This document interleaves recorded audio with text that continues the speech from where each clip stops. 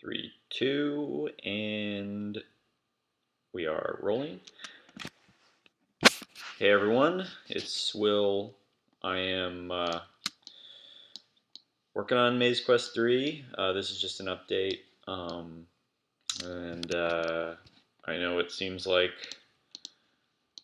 I have and will be working on this game until I die. But that's not the case unless I die within the next maybe 2 weeks, which who knows? We're kind of in the midst of a coronavirus outbreak in the United States, and as well, I feel like pretty much anyone who's watching this video we're all in the same boat. But that being said, uh, it it's a little bit of a blessing in disguise, because it's really just put a lot of things on hold. I mean, can you imagine, if your whole side hustle, so to speak, is requires you to stay indoors like a hermit? Um, the COVID-19 outbreak is a pretty damn good excuse. Well, what's been going on with me? My sound job has pretty much been put on hold, and now I've just been working really hard on trying to um, get this game finished, and we being me and my brother Chris, we are trying to get we're trying to get an update for MazeQuest 2 done, and that is almost done as we speak right here. But it's there's all kinds of little odds and ends that we need to trim up, and then of course we have to upload it to iTunes Connect, and it has to pass review. We have to test it on Android, um, and yeah, I mean, there's just 1,000 things, to game development that, to be honest, a lot of them aren't very fun. They're just time consuming. But in the end, hopefully it's worth it. Oh, and did I just do this all wrong? I might have. What am I doing right now? I'm lining up. Watch this. I bet you anything. This is what I did. I'm lining up this head with my old body, and that is because there's some characters. Yeah, this is exactly what I did. Oh, this is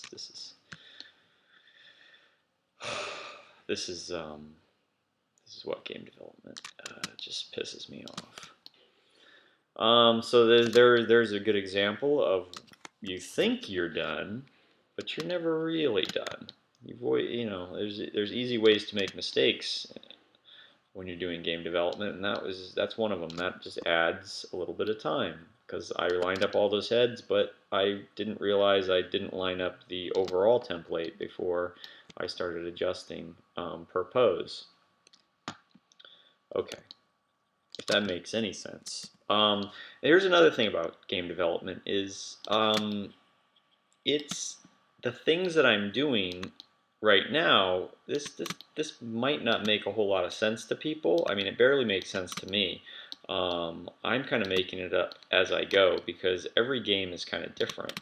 Why am I lining up this weird head here? Well, so there's certain characters in the game that are like undead characters, and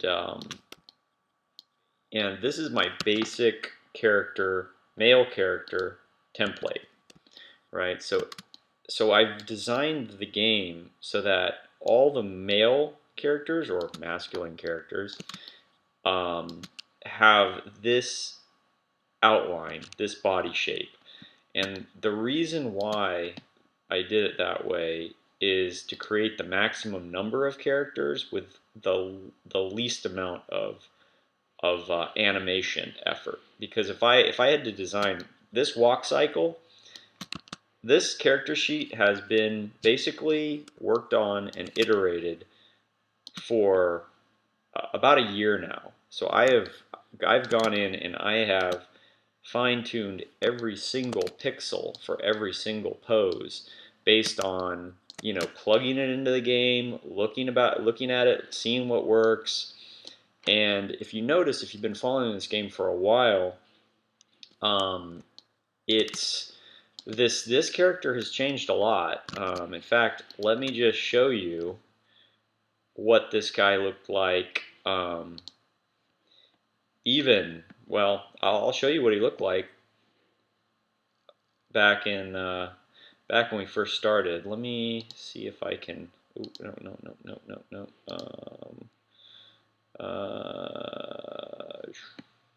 Let's see. Where? Just finding stuff on my computer sometimes is just a real pain in the ass. I've got so much crap on here. This is what happens when you get into way too many projects. So this game, it was designed off of, and here's Chris bothering me, Shadowrun.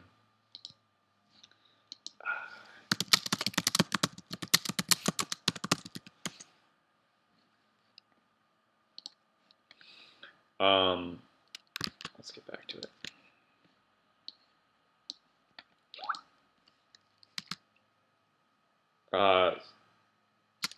So I basically designed this game for the character sprites off my favorite game when I was growing up, and that's Shadowrun. And so I took all these screenshots. You'll notice I borrowed pretty heavily from this game.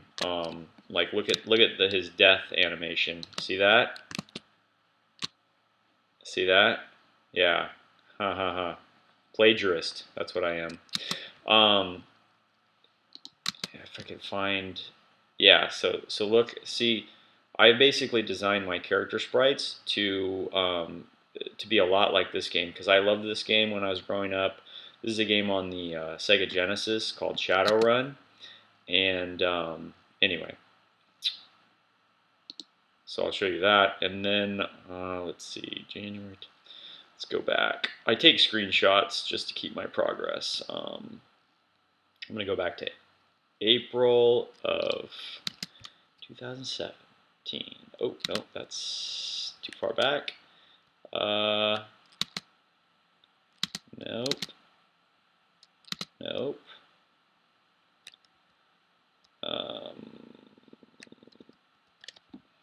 Hang on. So this is a problem with trying to find anything on my computer. Oh, April. This is probably when I started designing the sprite first.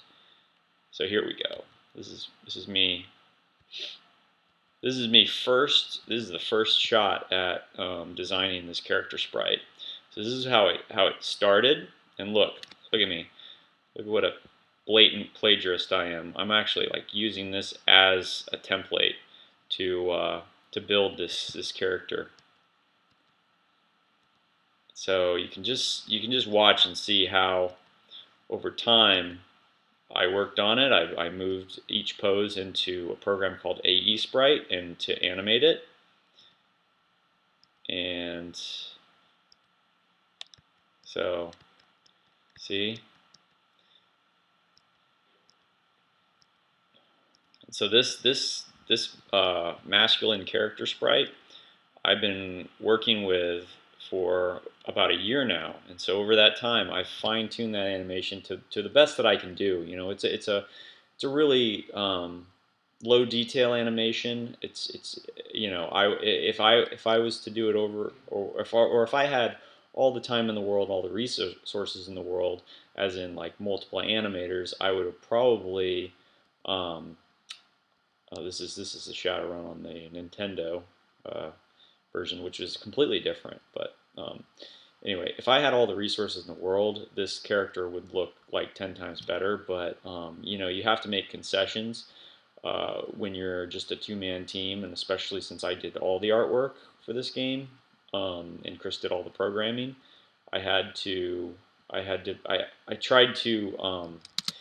give myself enough relief. Here's some experiments with you know, some experiments. You eventually go back and start to.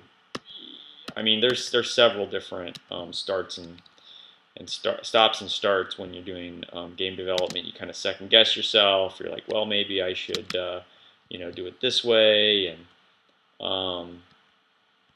you know, and then I did some. Here's a whole bunch of work that I did for determining the stats of the characters, and then this is when we started working on the screens.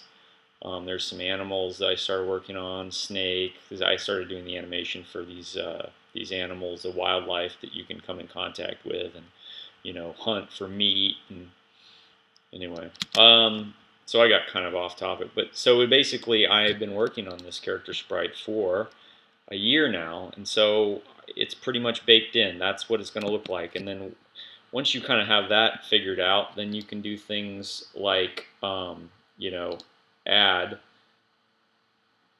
You can do things like add clothing, right? And then this clothing can then be colored.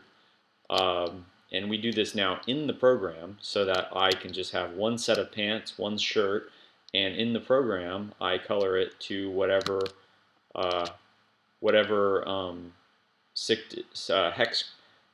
hexadecimal color that I need to. And I probably won't get into that today just because for time constraints I actually should be doing something right now. Um, but I just wanted to give you guys an update and show you what we're doing right now. Right now I am uh,